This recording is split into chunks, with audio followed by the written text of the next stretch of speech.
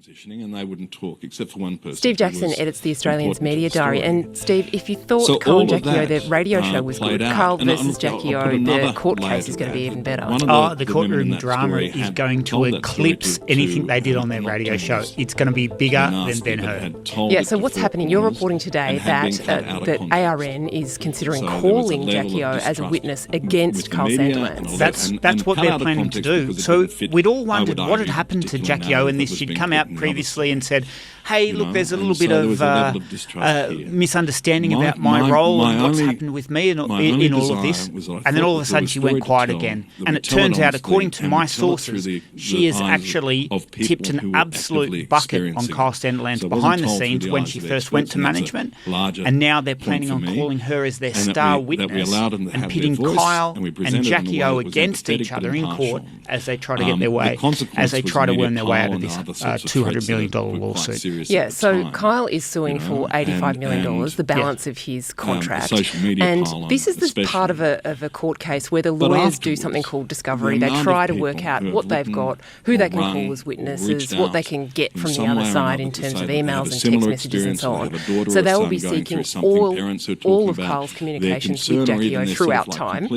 He says he hasn't been allowed to communicate with her since this all blew up on air a little while ago.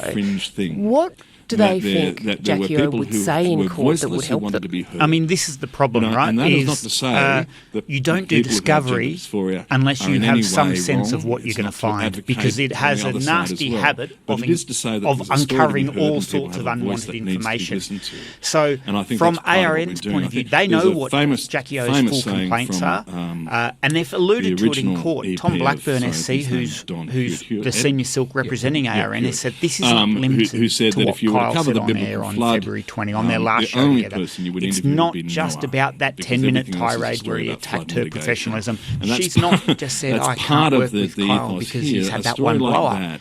That this is a pattern of behaviour, that he's acted like this to her for years, and it's finally she snapped. Of course, then you've got Kyle coming out the front of court going, hey, it's no different to how I've always behaved, and that's exactly her point. Yeah, well, he will be calling as evidence for him, no doubt.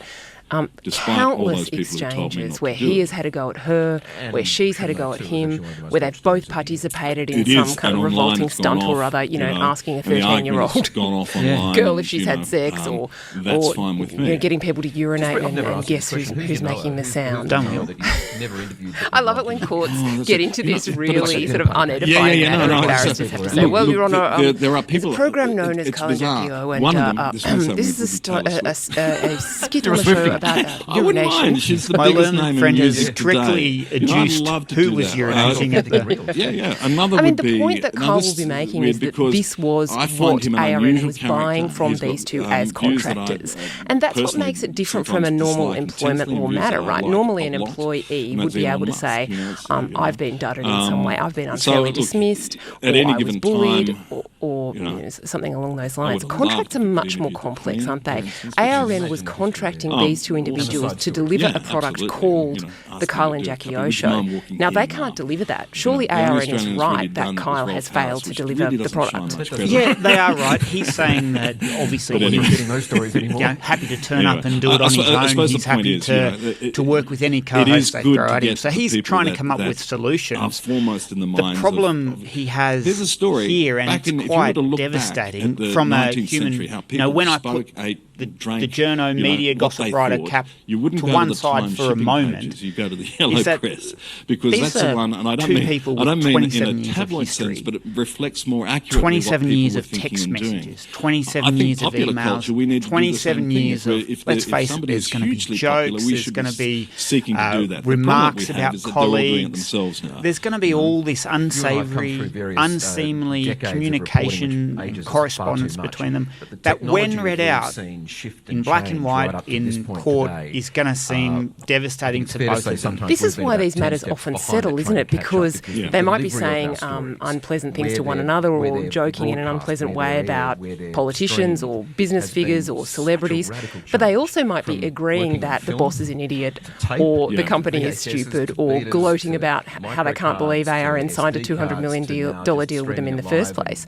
And internet in the field and Bluetooth courts and delivering are stories faster. savvy. It has been extraordinary. Judges are smarter than allowing a business to use the court process to just get rid of a contract that they don't like, right? That's the issue here, isn't it? The problem is the judges decide they have to listen to all the evidence, and that evidence gets reported every day, and it is treated so seriously and earnestly that it's that thing that comes down to defamation cases where people say dig two graves because you go after revenge, or you go out for something like this to try to get revenge against ARN and your $85 million, and it uncovers a whole heap of embarrassing comments and anecdotes and allegations. So if Jackie's made a series of claims about him bullying and belittling her, does he really want to have all that thrown about or tossed about in the media when he's now, let's face it, unemployed and he needs to get another job? As he says, he's got mortgages to pay, just like everyone else. Just like everyone else, yeah. Not sure he's that in touch with a common person, actually. Well, I was going to say, just like everyone else who owns a mansion and has been earning, what was it, $790,000 a month? So. Well, that's the sort of money that you never need to work again. But Kyle obviously gets a lot of his value and self-worth from work. He said outside court last week that he just wants to get back to work. The fact that he's now taking this action means that no one is going to put him on air anywhere ever again, doesn't it? You wouldn't think until this is played out, and for him, this is why you will see a lot of people saying he's going to have to settle, because once they go through discovery and see what ARN are going to table, and look, they've both put together legal teams, so this is battle of the titans in court. Whether or not Kyle has bullied and berated and belittled Jackie O and subjected to a campaign of unfair harassment is almost beside the point. Is there's going to be days and days and days of these allegations supposedly being lobbed about in court, and what does that do to his value long term? Yeah, I mean, we sound like we're kind of disapproving of this process, but obviously we want this to get to court because it would just be sensationally entertaining, wouldn't it? Yeah, look, it's sensationally entertaining. You do have a lot of empathy for people who are going through this, because anyone who goes through court, it's like a heartbreaking process. I've given evidence 3 times, and every time going up there to give evidence and know that you're going to be grilled, there's nothing enjoyable about it.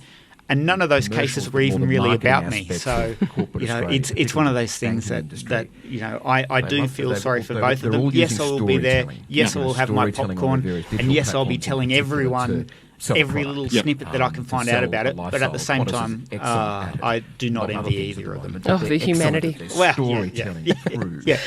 Now, newsrooms are very stressful places to be, and also they're a lot of fun, but sometimes there are raised voices and hot tempers. Someone else who's been accused of bullying is Matthew LeGray, a producer who maybe not many people would have heard of. But he got himself involved in a dispute with Network 7.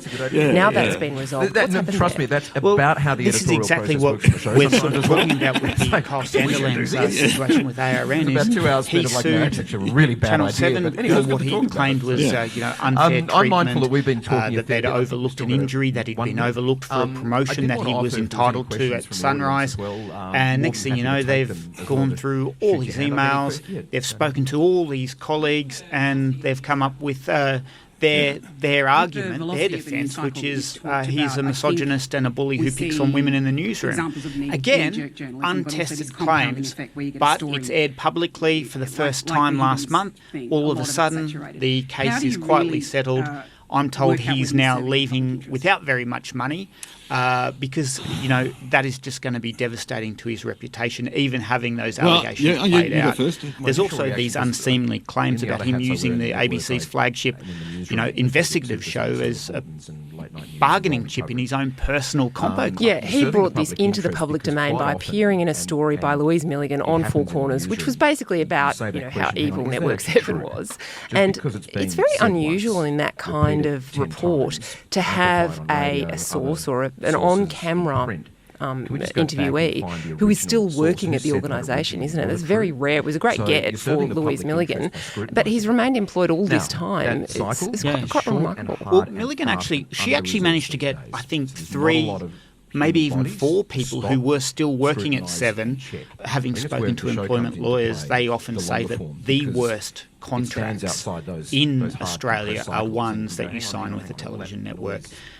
You sign away all your rights and you get very little in return. So great get for her, strong story. The difference with Matt McGrain is that Seven is saying he boasted effectively that he'd signed a contract with Four Corners saying, I'm going to give this interview and you can only air it if I release it. And that he then was sort of trying to use that as leverage, that threat that he was going to allow his interview to be played out publicly as leverage to get them to pay him what they say were millions in compensation. So, and again, untested whether or not he's managed to manipulate the taxpayer-funded media broadcaster into sort of doing his bidding to try to get him money. Yeah, and to be fair to him, his allegation against Seven in that Four Corners report was that they had not treated him fairly and not taken into account his disability. He used a wheelchair and he'd injured himself while trying to make his way home in his wheelchair. That was the allegation that